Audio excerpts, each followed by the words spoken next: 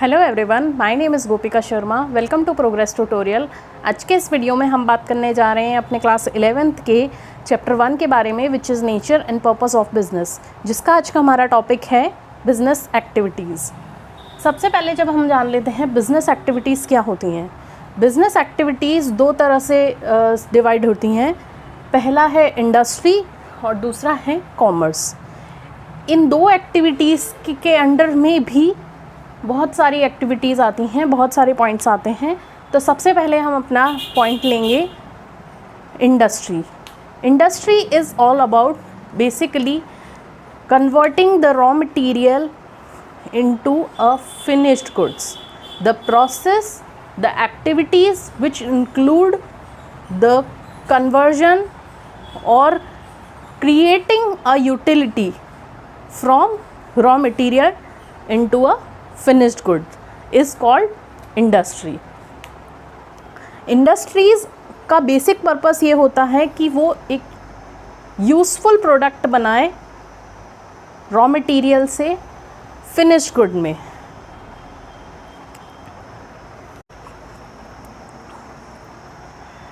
In industry there are two types of goods which are produced by the industry. One is consumer goods and one is capital goods. Consumer goods are like bread, butter to the consumer, for the consumer, and capital goods are just like machineries, cement. ये एक तरह का क्या है, finished good है, but वो किसी और के लिए रॉ मटेरियल का काम कर रहा है या किसी और प्रोडक्ट के लिए एक इक्विपमेंट का काम कर रहा है, किसी और फिनिश्ड गुड में कन्वर्ट होने के लिए उसकी रिक्वायरमेंट है और हम उसे प्रोड्यूस कर रहे हैं। तो इस तरह के गुड्स को हम क्या कहेंगे, कैपिटल गुड्स।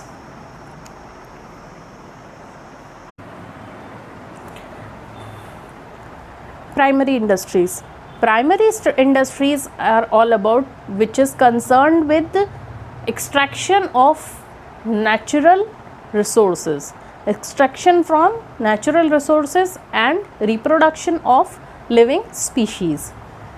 जब natural resources में कुछ से कुछ extract किया जा रहा है या फिर reproduction हो रहा है जो हमारे living species हैं उनमें से, तो वो क्या कहलाएगा, प्राइमरी इंडस्ट्री कहलाएगी। उस तरह की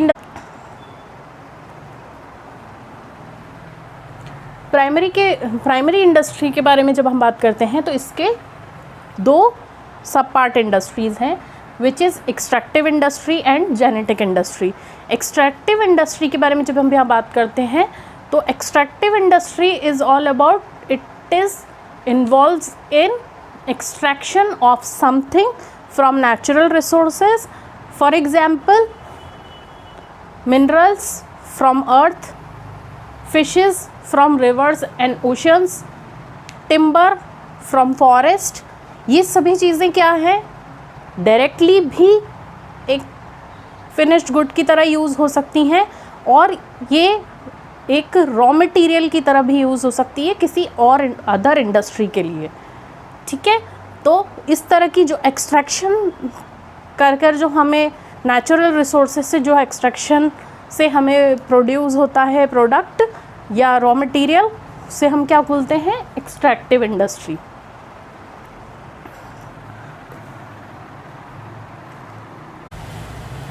genetic industries are those industries which are include in the activities of rearing and breeding of living organisms. That is like birds, plants, animals are genetic industries. Those industries, for example, are rearing cattle for milk, plants in nursery, growing plants in nursery, growing fishes in ponds. These all are includes in genetic industry. Secondary industries are those industries which make use of products of which is extracted from primary industries. जो primary industries ने extract किया है product, उस product को as a raw material finished good में convert करने के लिए वो काम में लेती हैं, वो हो गई सेकेंडरी इंडस्ट्रीज़। फॉर एग्ज़ाम्पल अगर हम बात करते हैं माइनिंग ऑफ आयरन और ओर, ये काम कहाँ हो गया? प्राइमरी इंडस्ट्री में। लेकिन वो जब स्टील बनने की बारी आती है तो वो स्टील इंडस्ट्री के लिए क्या है?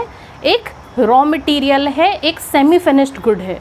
उस सेमी फिनिश्ड गुड को वो कन्वर्ट कर फिनिश्ड गुड बनाएंगे, which is a steel industry. Manufacturing industries are those industries basically which includes in the process of conversion of semi-finished goods or raw material into finished goods. For example, iron into steel, timber into furniture, cotton into cloth. ये सभी चीज़ें क्या हैं? एक semi finished good हैं जो convert होकर एक प्रोसेस के थ्रू फिनिश्ड गुड में कन्वर्ट हो रही है। बट ये सब चीज़ें कब कन्वर्ट होंगी? यूटिलिटी के अकॉर्डिंग। अगर किसी चीज़ की ज़रूरत है, यूटिलिटी इज़ ऑल अबाउट ज़रूरत। अगर किसी चीज़ की यूटिलिटी है, उस यूटिलिटी के अकॉर्डिंग ही हम उसे चेंज कर एक नए प्रोसेस में डालकर उसे एक नया प्रोडक्ट देंगे। एक नया प्रोडक्ट देने के लिए हमें कुछ ना कुछ मैन्युफैक्चरर प्रोसेस में उसके चेंजेस लाने पड़ेंगे। तो वो क्या हो गई? मैन्युफैक्चरिंग इंडस्ट्री हो गई, क्योंकि उसमें कुछ ना कुछ मैन्युफैक्चर हो रहा है एक सेमी फिनिश्ड गुड को लेकर या एक रॉ मटेरियल को लेकर जो किसी और इंडस्ट्री के लिए फिनिश्ड गुड है, बट उसे इस प्रोसेस में हम अपनी ज़रूरत के अकॉर्डिंग चेंज करके आगे फिनिश्ड गुड में कन्वर्ट कर रहे हैं। That is all about manufacturing industry.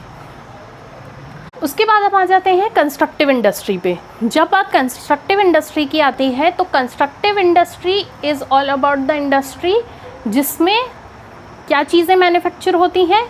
Buildings बन रही हैं, डैम्स बन रहे हैं, रोड्स बन रहे हैं। लेकिन इसकी एक खासियत क्या होती है कि जो भी रॉ मटेरियल इसको बनाने के लिए लाया जा रहा है या जो प्रोसेस फॉलो किया जा रहा है उस पर्टिकुलर साइट के लिए, तो वो उसी साइट पर यूज़ में आएगा। ऐसा नहीं होगा कि आपने सीमेंट मंगाया या फिर आपने स्टील मंगाया, उसको आप लाए यहाँ के लिए हैं, इस पर्टिकुलर प्रोजेक्ट के लिए लाए हैं, लेकिन आपने उसे किसी और चीज़ के लिए काम में ले लिया। आपने एक प्रोजेक्ट डिसाइड किया है कि हमें बिल्डिंग बनानी है, तो वो सीमेंट हुआ या फिर वो स्टील हुआ, वो उसी बिल्डिंग को मैन्युफैक्चर करने के लिए काम में आएगा, उसी डैम को मैन्युफैक्चर करने के लिए काम आएगा।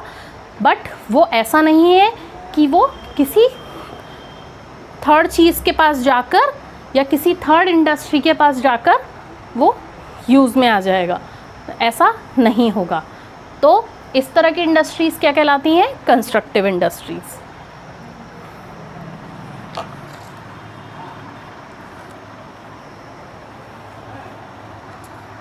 Tertiary industry are all those industries जो कि प्राइमरी इंडस्ट्रीज़ और सेकेंडरी इंडस्ट्रीज़ को सपोर्ट सिस्टम प्रोवाइड कराती हैं, सपोर्ट सर्विसेज प्रोवाइड कराती हैं। जो भी काम प्राइमरी इंडस्ट्रीज़ और सेकेंडरी इंडस्ट्रीज़ में हो रहा है, उनको सही स्मूथनिंग तरीके से वो अपना काम कर पाएँ, सही flow of goods and services provide कर पाएँ, उसमें वो कहीं ना कहीं उन्हें हेल्प करती है। जिसके पॉइंट्स आगे हम देख लेते हैं वो और किस किस तरह से हेल्प करती है। ट्रांसपोर्टेशन में हेल्प करती है, सामान को एक जगह से दूसरी जगह किस तरह ले जाना है, कैसे ले जाना है, उसमें हेल्प करती है। सेकंड आ जाते हैं बैंकिंग। अगर किसी इंडस्ट्री को क्रेडिट की ज़रूरत है ना, लोन चाहिए, उन्हें कोई है ना फंड्स की प्रॉब्लम है, तो उसमें उन्हें कहीं ना कहीं हेल्प करती है। थर्ड पॉइंट आ गया कम्युनिकेशन। सही चीज़ कम्युनिकेट करती है, किस चीज़ की रिक्वायरमेंट है इंडस्ट्री को और किस चीज़ की रिक्वायरमेंट नहीं है, क्या डिमांड में है और क्या डिमांड में नहीं है, वो चीज़ उन्हें कम्युनिकेट करने में हेल्प करती है।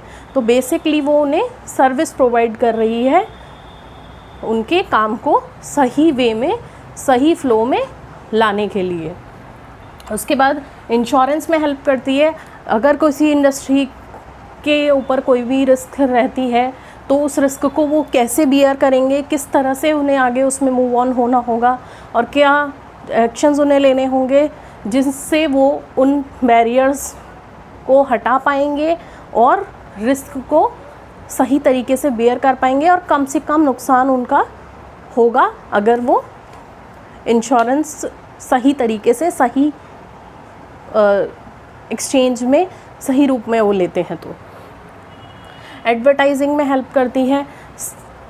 क्या चीज़ कस्टमर के लिए है और क्या मैन्युफैक्चर कंपनी कर रही है वो चीज़ कस्टमर तक पहुंचाना, सही चीज़ एडवर्टाइज़ करना कि मैन्युफैक्चरर क्या प्रोड्यूस कर रहा है, कस्टमर को उसके बारे में इंफॉर्मेशन प्रोवाइड कराना, अवेयरनेस देना कि दिस इज़ द प्रोडक्ट और ये इसके ये यूजेबल्स हैं, ये इस तरह से यूज़ होता है और ये आपकी यूटिलिटी को किस तरह से पूरा कर सकता है। तो सही इंफॉर्मेशन प्रोवाइड करना, कस्टमर को अवेयर करना अबाउट द प्रोडक्ट, ये चारों काम भी टर्शरी इंडस्ट्री करती है, जिसकी हेल्प से प्राइमरी और सेकेंडरी इंडस्ट्रीज़ को सपोर्ट मिलता है।